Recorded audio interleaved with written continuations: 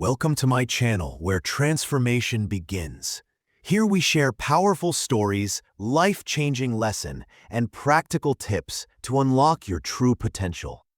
Whether you are here to improve your English, build confidence, or just find daily motivation, you are in the right place. Sofia, a 40-year-old street vendor in Bogotá, Colombia, sold tamales from a rickety cart. Her days measured by the clink of coins and the chatter of customers in Spanish. English was a mystery, a language she heard in tourists' voices as they passed by, their words as foreign as the cities they came from. At night, she'd watch her teenage son, Mateo, scroll through social media, dreaming of a world she couldn't reach. One day, Mateo brought home a flyer for free English classes at a local library, part of a program for small business owners. "You can sell more, Mama," he urged. Sofia hesitated. Her schooling had ended at 12, and she barely had time to rest. But Mateo's hopeful eyes pushed her to try. Just one class, she told herself. The library room was crowded, filled with women like her, nervous but eager. The teacher, a young volunteer named Clara, taught them hello and welcome on the first day. Sofia's tongue stumbled, but she wrote each word in a notebook, practicing by candlelight after Mateo slept. She memorized phrases like, "buy my tamales," and "best price," her handwriting shaky but determined. After 3 months, Sofia could hold simple conversations. Clara introduced her to a mobile app for selling handmade goods to international buyers. With Mateo's help, Sofia posted photos of her tamales, writing a description in English. "Fresh tamales, made with my heart. Try them." Her first order came from a Colombian restaurant in Miami, asking for her recipe and a bulk order. Sofia panicked. She'd never written a recipe, let alone in English. Clara helped her draft it, word by word. The restaurant's owner called to discuss a partnership. Sofia practiced for days, her voice trembling as she rehearsed, "My tamales are traditional, and I can ship fast." The call went better than she'd hoped. They loved her story, a single mother keeping her grandmother's recipe alive, and ordered 200 tamales a month. Soon, Sofia was shipping to other cities, her English improving with every email and call. Her cart became a small food stall, then a kitchen with 2 employees. Sofia started a YouTube channel, Sofia's Sabor, filming short videos in English about Colombian cooking. Her subscriber count grew, and so did her confidence. English didn't just bring customers. It gave Sofia a voice to share her culture, her struggles, her pride. English. She was no longer just a vendor. She was a storyteller, building a future for Mateo and herself, one word at a time. Amara, a 34-year-old seamstress in a bustling Nairobi slum, lived a life stitched together by routine.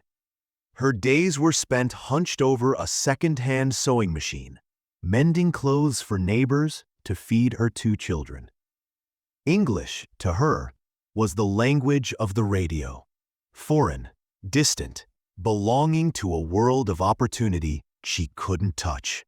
Swahili and Kikuyu were her comfort, but they tethered her to the same small corner of the city.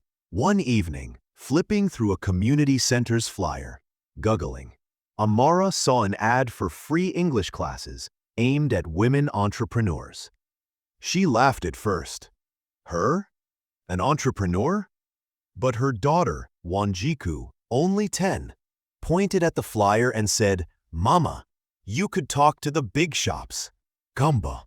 The idea stuck like a stubborn thread. Googling. The classes were held in a cramped room with flickering lights. Amara felt out of place among younger women, her fingers calloused from years of needlework. The teacher, a volunteer named Daniel, started with basics. Good morning. How much? Amara mimicked the words, her accent thick, her voice shy. She carried a pocket dictionary home, practicing while cooking ugali. Price, quality, order. Each word felt like a step towards something bigger. See, months passed, and Amara could string sentences together. She learned about online marketplaces from a classmate, and with Daniel's help, created a profile on a platform selling handmade textiles. Her first post, written in halting English, showcased her vibrant kanga designs. Beautiful cloth for you, made with love. Contact me. She held her breath, expecting nothing. A boutique owner in London messaged her within a week asking for samples. Amara's heart raced. She'd never spoken English on a phone call. Practicing with Wanjiku, who giggled at her mother's pronunciation, Amara prepared. The call was clumsy, but she explained her designs and their cultural significance. Paper bag. The buyer ordered 20 pieces, then 50 more after they sold out. Only one. English became Amara's bridge. She negotiated deals, answered emails, and even taught herself to use video calls. Her income grew, letting her move her family to a safer neighborhood. She enrolled Wanjiku in a better school and started a small cooperative with other seamstresses. She shared her skills. Her blog, Kanga Stories, written in simple but heartfelt English, drew customers from across the globe, each post weaving her heritage into every sale. Amara no longer felt silenced by the world beyond her slum. English gave her a voice, and with it, she stitched a new life, bold, vibrant, and hers. Leela stood at the edge of her small village in Kerala, India, clutching a worn notebook filled with scribbled English words. At 28, she was a weaver, threading vibrant silks into patterns.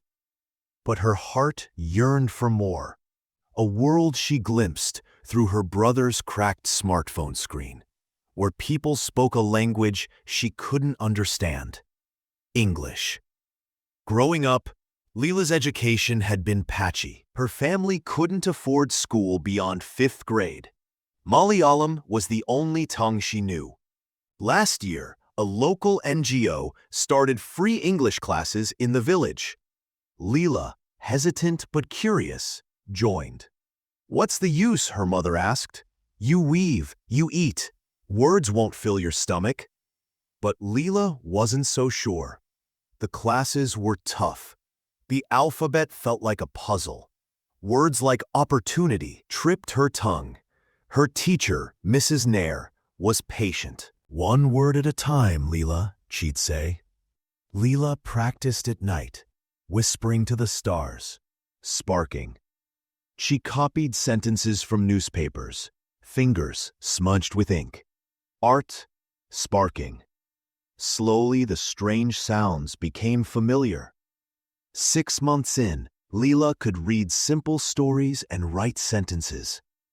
She found an online ad for a cooperative seeking weavers. Leela, the catch? English required. Heart pounding, she wrote her first email. "Dear Sir, I am Leela. I weave good saris. Please give me work." She hit send, half expecting silence. Leela's stomach churned. English face to face? Mrs. Nair coached her. "My designs are unique. I deliver on time." During the call, Leela's voice shook, but she explained her work. Pause. The buyers were charmed and ordered 50 saris. That order changed everything. Her income tripled. She repaired the family's leaky roof. She hired 2 weavers, teaching them what she'd learned. The cooperative kept calling. Her confidence grew. Soon, she negotiated prices, discussed designs in English. She even started a blog, sharing her village's weaving stories. English wasn't just a language. It was a key. It unlocked doors to markets, people, and dreams. Then, at night, she no longer whispered to the stars, but to herself, "I am enough." And for the first time, she believed it.